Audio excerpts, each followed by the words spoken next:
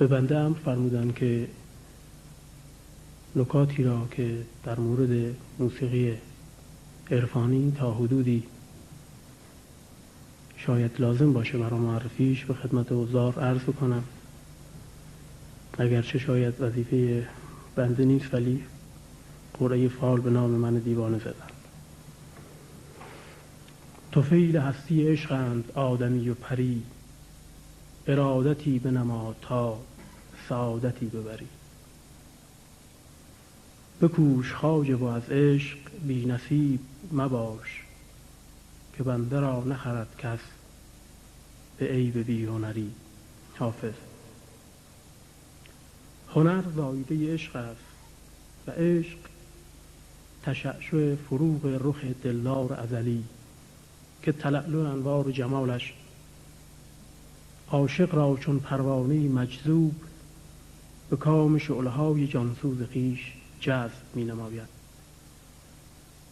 عشق اکسیر وجود است، از آن رو سعدی فرمودند گویند روی سرخ تو سعدی چه زرد کرد، اکسیر عشق در مسم آمیخت زر شدم. و عشق دردانه دریای معرفت است، از آن رو حافظ فرموده است عشق دردانه است و من غواص و دریا میکده، سر فرو بردم در اینجا تا کجا سر بر کنم. و عشق جان جهان است، از آن رو منصور حلاج فرمودند که مراد از همه جهان عشق است، جمله عالم تن است و جان عشق است. عشق حقیقی مادام حضور در قلب عاشق، عاشق را از معصیت باز می دارد. عشق و غم دو همزاد دیرینه‌اند و از آن روز که حافظ می فرمایند تا شدم حلقه به گوش در میخانه عشق، هر دم آید غمی از نو به مبارک بادم. عشق محصول زیبایی است و هنر فرزند عشق است. اجرای هنر حقیقی و با اصالت جز از عهده عاشق خارج است و به عبارتی هنر معجزه عشق است.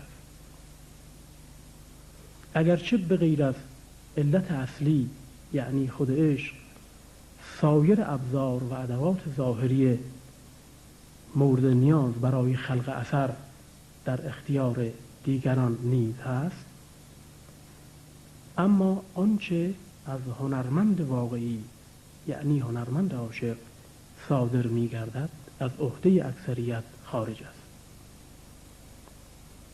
پس می توان گفت علت اصلی هنر عشق است. بیستون را عشق کند و شهرتش فرهاد برد.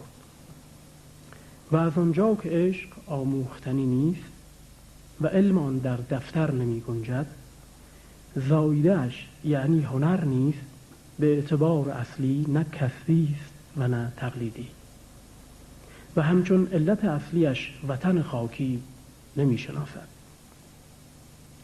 متاسفانه بیشتر آنچه را که امروزه هنر می نامیم تقلیدی ضعیف از اصل و سایه‌ای مجازی از وجود حقیقی هنر است و بیشتر برازنده لفظ صنعت است تا واژه هنر.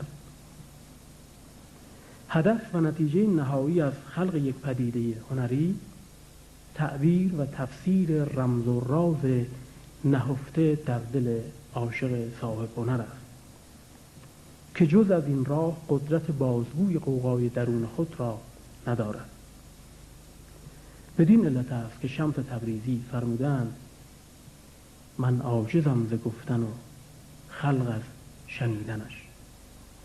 و مولانا بیان می دارد که قلم در وقت نوشتن عشق بر خود می شکافد و عقل در شرح عشق غرق در گل می شود. از این رو می توان گفت که برای تفسیر عشق است که یک اثر هنری خلق می شود.